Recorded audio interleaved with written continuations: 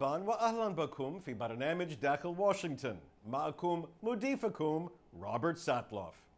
هذا ما يكون فصل الصيف، وقت الراحة والاسترخاء وعطلات، ولكن هذا الصيف سيكون مختلفا. حزبان السياسيان الحزب الديمقراطي والحزب الجمهوري سيلتقيان في فيلادلفيا وكليفلاند لعقد مؤتمرات حزبية قومية قد تكون الأكثر صخبا وربما الأكثر عنفا في التاريخ الحديث. ستبدأ تلك الأحداث السباق النهائي للرئاسة، وهي حملة ستكون قاسية. في إطار سعينا لتوضيح ملامح النظام السياسي الأمريكي، سنغطي كل جانب من جوانب تلك الحملة، ولكن دعونا لا ننسى سريعا الأوراق الحكيمة التي أدلى بها الكثير من ضيوفنا على مدار العام الماضي. بتلك الروح جمعنا هذه المجموعة من الأفكار والرؤى العميقة من حلقات البرنامج منذ الصيف الماضي. نأمل أن تضيف إطاراً وفهماً لتغييراتنا ويومية لحملة انتخاباتنا الرئاسية.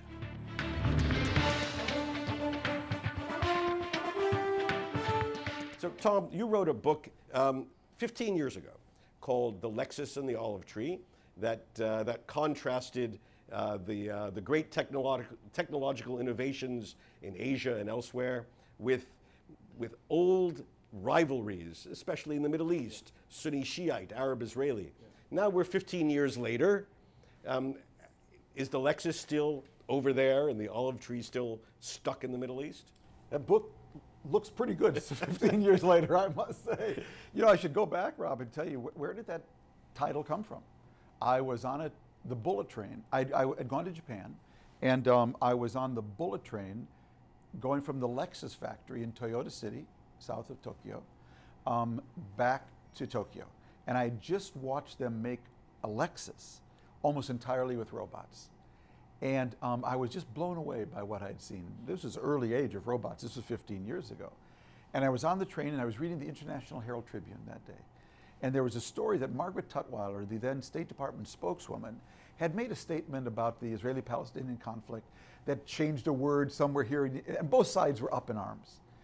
And I was looking out the window as I'm going 180 miles an hour or whatever on this bullet train, coming from the Lexus factory, and I thought to myself, these people over here are building the greatest luxury car in the world today with robots. And these people over here are still fighting over who owns which olive tree. And isn't that the tension in the world? And what I would tell you, and that's, I coined the book right then and there, and I would tell you, Rob, it's even more true today, that both ends of that are more true, because the lid has come off in Europe of the Cold War and in the Arab world of authoritarianism in many countries, and a lot of these what I call olive tree urges, connection to place, religion, sect, tribe, okay, as being the core of your identity, have emerged. And the way I literally saw it was I saw it almost physically, that we live in a world where the lids have come off and these olive tree urges have emerged, and they intersect with this global force of technology and economics, which I call globalization. Now, sometimes those olive tree urges burst right through it. Russia invading Ukraine, seizing Crimea, you know. Sometimes they hit the globalization layer and they're restrained by it. Putin goes into Crimea, but then we put economic sanctions on him. Then he says, I think I won't go any further. You know, so you see there the interaction between the Lexus and the olive tree. I think the great mistake anyone makes is thinking the world is all one and not the other. So a lot of people, to this day, the most oft-quoted article I've ever written was a column I wrote early on, back in the 90s, that was called The Golden Arches Theory of Conflict Prevention. And at the time I pointed out that no two countries, this was in the early 90s, mid-90s, no two countries that both had McDonald's had ever fought a war since they each got their McDonald's. Now I was really, I was doing it honestly, my tongue in cheek. I was having some fun. I'd just been out to McDonald's, and McDonald's pointed this out to me. I didn't discover this myself. So I wrote a column called The Golden Arches Theory of Conflict Prevention. It was really about to what extent does globalization and our need to plug into the global economy restrain these olive tree urges.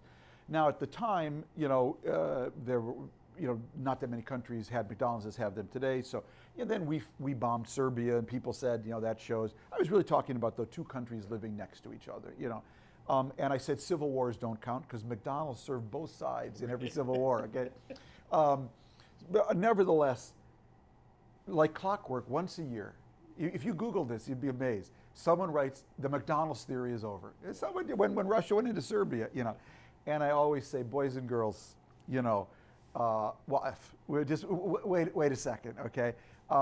Yes, Putin he seized Crimea, okay? But did he go to Kiev? No, he didn't. Why didn't he go to Kiev? Because he knew the global economy and the Germans in particular, that it would be death for him. So, as physics, the McDonald's theory, yes, there are a few exceptions. I'm 98% right. But as social science, it ain't bad. Hillary Clinton carries the burden, of course, of having voted for the 2003 Gulf War. Will this forever restrict her from uttering the phrase boots on the ground or suggesting that a substantial American military engagement might be necessary in this or some other conflict? A tougher stance towards ISIS in Syria doesn't hurt her now. And one of the things that was interesting is that David Brooks, who's admittedly not somebody that the right wing of the Republican Party pays much attention to, but still a very influential, somewhat conservative fellow, a columnist, for the New York Times, wrote a piece praising her Syria policies, saying it was nuanced and substantial. And in a lot of ways, even if it is basically an extension with a little bit more toughness than what Obama has been doing. So nobody has a great answer.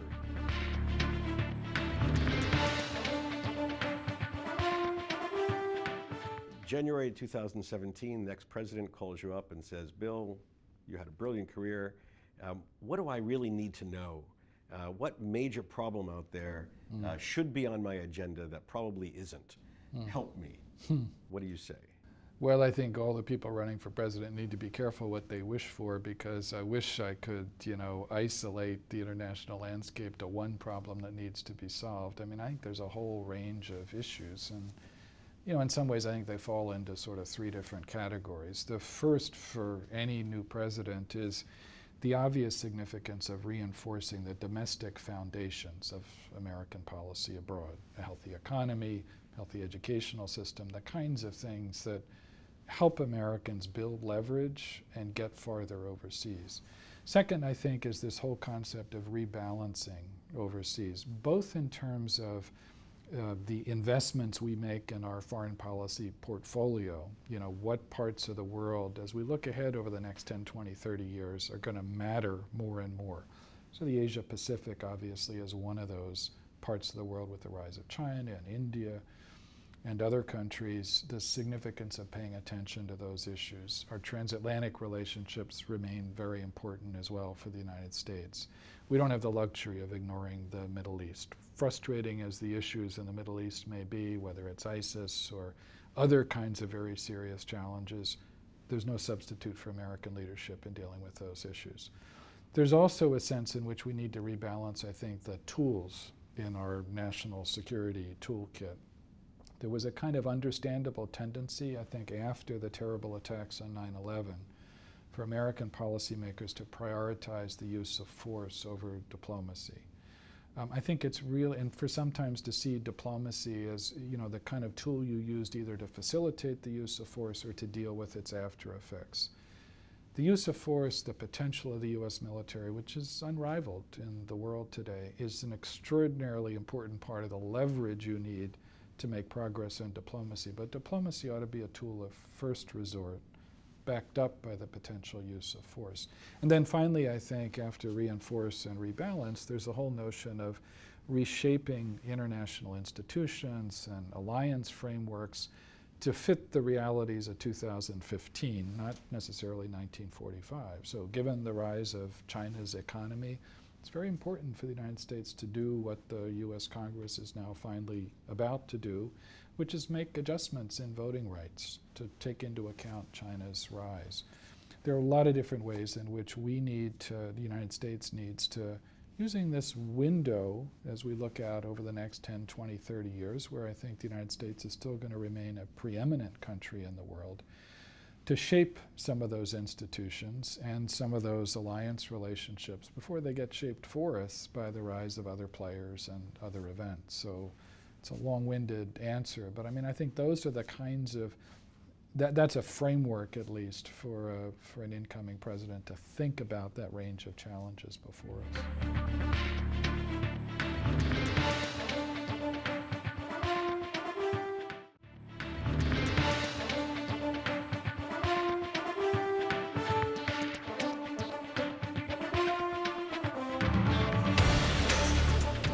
Once a site, a place, or a structure gets registered, what does that mean? Well, it makes the property eligible for financial assistance, although unfortunately there's not much in the way of federal grants these days. It subjects the property to the protections of Section 106, our federal protective law. And it's basically, it's an honorific designation that lets people know that this is something that's important to a community and recognized in the federal program. And are these historic places both private and public? The vast majority of historic properties in the United States are privately owned. Relatively speaking, there are very few properties that are in federal ownership. Those that are managed by the National Park Service we know as national parks. Surprisingly, I think one of the largest landholders or holders of historic properties in the federal government is the Defense Department with its historic military bases and so on. The Department of Veterans Affairs has historic campuses that date back to after the Civil War to care for veterans that are still in use and significant architecturally and historically. The General Services Administration, the landlord for the federal government, owns, I think, over 400 properties that are buildings such as courthouses and federal office buildings that are on the National Register. But that's just a very small proportion of the 90,000 listings that are on the National Register. And because of the concept of historic districts, places like Georgetown, Capitol Hill, DuPont Circle, neighborhoods basically, that can be determined, can be listed on the National Register, there are over 1.25 million individual properties that are listed on the register. So if there are more than 1 million historic places in America, how does one prioritize? Well, I guess the question is, if you look at preservation in the United States, it's largely a private sector activity. The money that comes for the rehabilitation, the maintenance, the restoration of historic properties is largely from the private sector. So the priorities are set by the private sector. Do people want to go and invest in the rehabilitation of a historic office building or a hotel or a movie theater for commercial purposes? So the market makes the decision. The federal government does offer a very attractive tax credit for the redevelopment of historic commercial structures. So you will see some of the elegant old hotels in major cities, office buildings, factories that have been converted into housing, things like that, movie theaters, some of the grand old movie palaces and so on. These have taken advantage of a very attractive federal tax credit.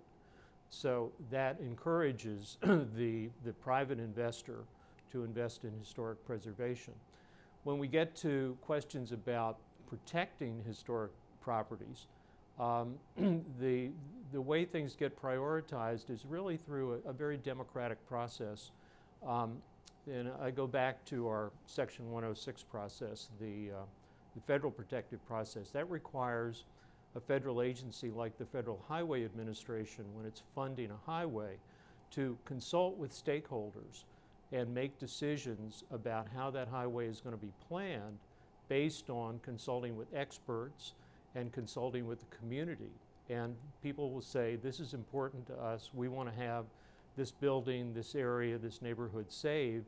We want to see you move your highway or redesign your highway in a way that minimizes the impact on these historic properties. And so that process is something that's evolved over 50 years. It's a very effective process for citizen engagement. And even though in the end it's not mandatory in the sense that it can't compel a preservation outcome, what happens is that project planners, government project planners, give serious consideration to their impacts on historic properties, just the way they do on environmental impacts, and they work that into their planning. So by and large, we end up with compromise solutions where the project goes forward, but at the same time, there's consideration and preservation that's worked into the outcome. You mentioned that this effort began 50 years ago. Right. Did something happen 50 years ago? Some great structure get destroyed that, Well, that motivated? There were many great structures that got destroyed, and there were many neighborhoods that were being destroyed. And this came about in the wake of World War II and the prosperity and growth of America. And there were things like the interstate highway system, the federal urban renewal program that cleared large areas of downtowns, destroyed historic neighborhoods, destroyed historic buildings. And it led to an outcry basically from the citizenry that this needed to stop. There needed to be a better way of meeting society's needs through highways and infrastructure improvement and so on, but not destroying the historic fabric of America. So 50 years ago next year, the National Historic Preservation Act was passed. And this is, this is the law that provides the basis for our national program. And it created the National Register, it created Section 106, the protective process, and it created the Advisory Council on Historic Preservation.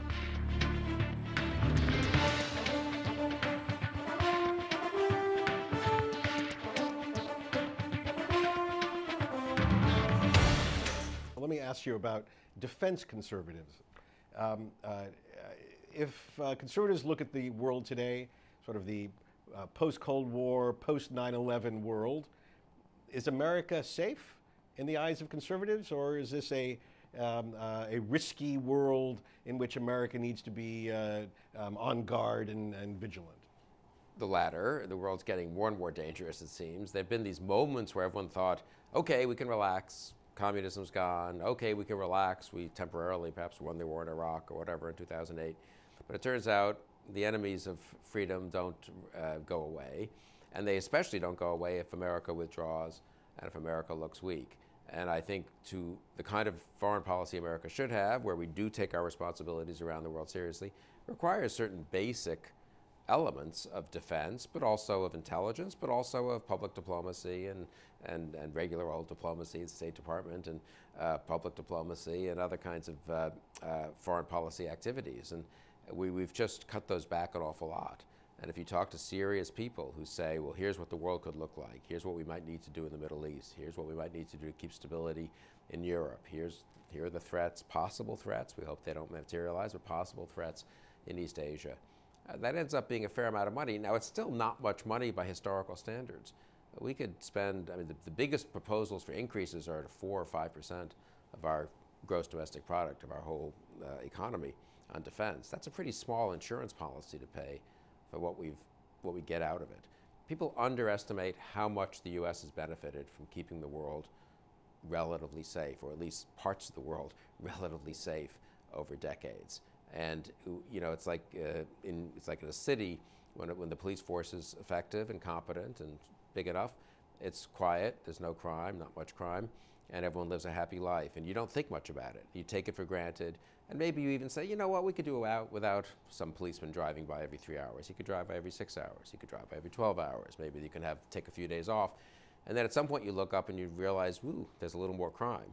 And then when there's a little more crime, sometimes there's a lot more crime, and suddenly there's a gang, and suddenly nothing is safe. And that, I think, is what the world is getting to look like in major parts of it. And we need to really act decisively, I think, to prevent it from getting out of control. Because one thing we know about crime, and we know about foreign policy too, is these things do snowball. You know, they don't move in a step-by-step way. As we've seen in Syria, for example, you let something get out of control, and it starts off being well, it's unfortunate, it's a difficult problem, and then 2 or 3 or 4 years later, it's a nightmare.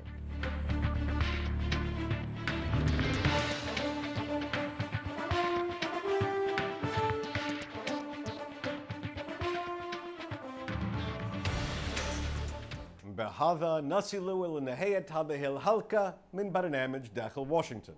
إذا كانت لديكم أي استفسارات أو تعليقات حول هذه الحلقة، وخاصة حول مقترحاتكم لإصلاح ما فسد في واشنطن، أرجو أن تراسلوني مباشرة على عنوان البريد الإلكتروني التالي insidewashington@alhurra.com. معكم روبرت ساتلوف. شكرا لكم وإلى اللقاء.